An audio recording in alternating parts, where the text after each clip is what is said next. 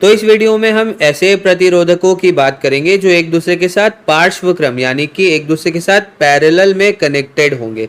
जैसे हमने यहाँ पर आपको दर्शाया भी है, यहाँ पर हमने दो प्रतिरोधकों को पार्श्व क्रम में लगाया हुआ है।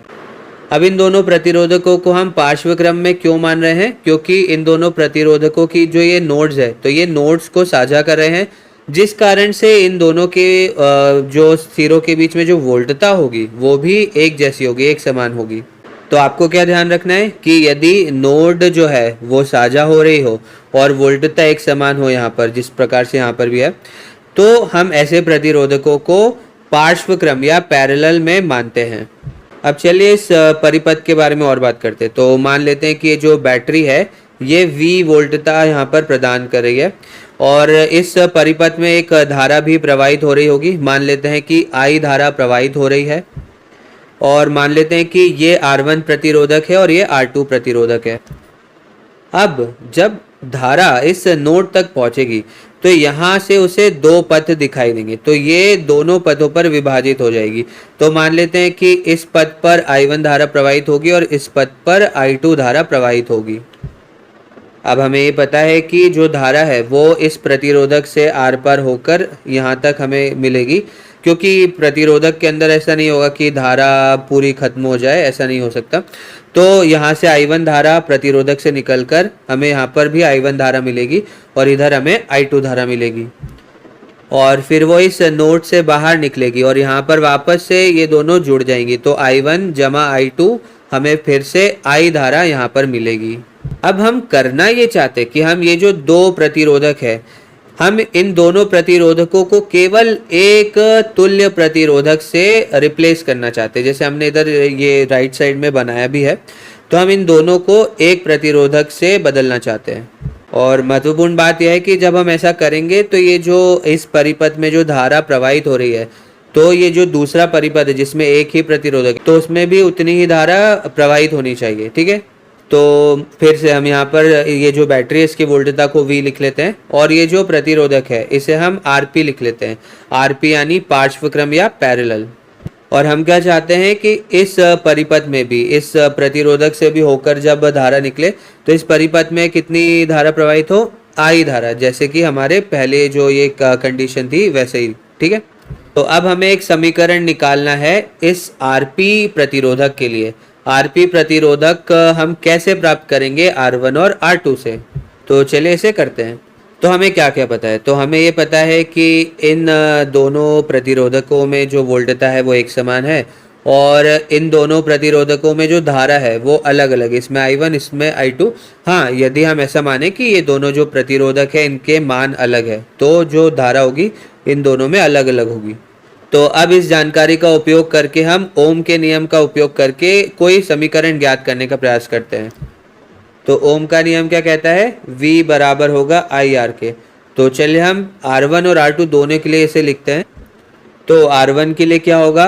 V बराबर I1 R1। ध्यान दीजिए हम यहाँ पर V1 नहीं लिख रहे क्योंकि दोनों में वोल्टता तो एक समान है। तो V बराबर I1 R1। और R2 के लिए क्या होगा? वो होगा V बराबर I2 R2। और हमें यहाँ पर एक और बात पता है कि जो I है वो I1 जमा I2 के बराबर है। ठीक है, तो I बराबर क्या होगा? I1 जमा I2। तो अब हमारे पास तीन समीकरण है। तो अब हम करेंगे ये कि हम यहाँ पर ये जो तीसरा समीकरण है इसमें I1 और I2 का जो मान होगा उसे रखेंगे। तो हम पहले समीकरण से I1 निकालेंगे, दूसरे समीकरण से I2 निकालेंगे। तो पहले समीकरण को हम ऐसे लिख सकते हैं I1 बराबर V बटे R1 और दूसरे समीकरण को ऐसे लिख सकते हैं I2 बराबर V बटे R2। तो यहाँ पर ये जो तीसरा समीकरण है उसमें I1 I2 को हम रख देते हैं। तो I बराबर क्या हो जाएगा? V बटे R1 जमा V बटे R2। अब एक काम करते हैं, V को बाहर निकाल लेते हैं। तो I बराबर क्या होगा? V गुणा 1 बटे R1 जमा 1 बटे R2। अब ये समीकरण कुछ हद तक ओम के नियम के समीकरण जैसा दिख रहा है। तो हमारे पास I है, यहाँ पर V है और ये जो है ये R की तरह है। और एक काम करते हैं, जो ऊपर हमने ओम का नियम लिखा था इसे इसी रूप में लिख लेते हैं। तो I बराबर क्या हो जाएगा? V बटे R। तो अब आप इन दोनों समीकरणों की तुलना कर सकते हैं। तो इसे हम यहाँ लिख लेते हैं I बराबर V गुणा 1 बटे RP, क्योंकि हमें यहाँ पर RP निकालना है। तो अब ध्यान दीजिए यहाँ पर 1 बटे RP जो है वो किसके बराबर आपको दिख रहा है? 1 बटे R1 जमा 1 बटे R2 के। तो चलिए इसे सॉल्व करते हैं। तो हम यहाँ पर ये जो लेफ्ट हैंड साइड है LHS है वो दोनों में I है, तो इन दोनों RHS को हम एक दूसरे के बराबर रख देते हैं। तो हमें क्या मिलेगा, V गुणा 1/R1 जमा 1/R2 बराबर V गुणा 1/RP। तो V और V कट जाएगा, हमें क्या मिलेगा 1/R1 जमा 1/R2 बराबर 1/RP। तो इसे हम यहाँ लिख देते हैं 1/RP बराबर 1/R1 जमा 1/R2। तो इसका उपयोग करके हम तुल्य प्रतिरोध यानी जो इक्विवेलेंट रेजिस्टेंस होगा उसे निकाल सकते हैं। तो चलिए इसे बेहतर ढंग से समझने के लिए एक उदाहरण देखते हैं। तो ये रहा हमारा उदाहरण। तो इस उदाहरण में हमारे पास एक 20 ओम का प्रतिरोधक है, एक 60 ओम का प्रतिरोधक है और 3 वोल्ट की बैटरी है। तो हमें एक तो जो तुल्य प्रतिरोध है उसे निकालना है और इस परिपथ में जो धारा होगी कुल धारा वो भी निकालनी है। तो चलिए पहले RP निकालने का प्रयास करते हैं। तो हमें पता है कि 1/RP बराबर होगा 1/R1 जमा 1/R2 के। तो 1/RP बराबर हो गया 1/20 जमा 1/60। तो जब हम इसे सॉल्व करेंगे तो हर में हमें जो उभयनिष्ठ मान मिलेगा वो 60 होगा। तो ऊपर हमें इसे 3 से गुणा करना होगा। तो 3 जमा 1/60। तो हमें क्या मिलेगा 4/60। तो अब ये 1/RP बराबर 4/60 मिला, तो हमें RP चाहिए। तो RP क्या हो जाएगा 60/4 यानी कि 15 ओम।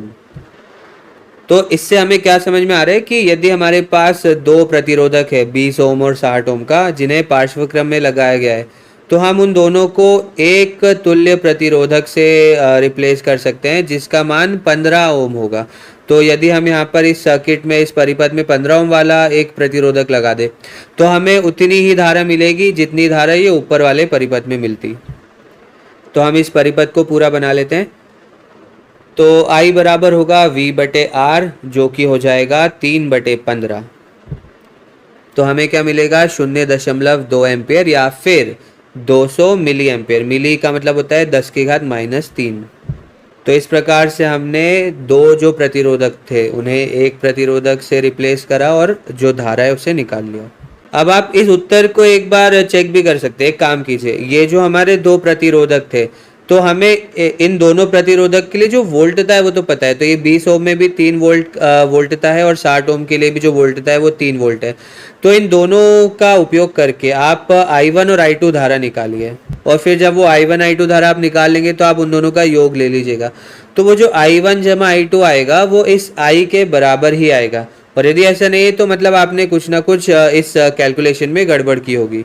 तो आपको क्या ध्यान रखना है 1/RP बराबर होगा 1/R1 जमा 1/R2 के। चलिए मिलते हैं अब अगले वीडियो में।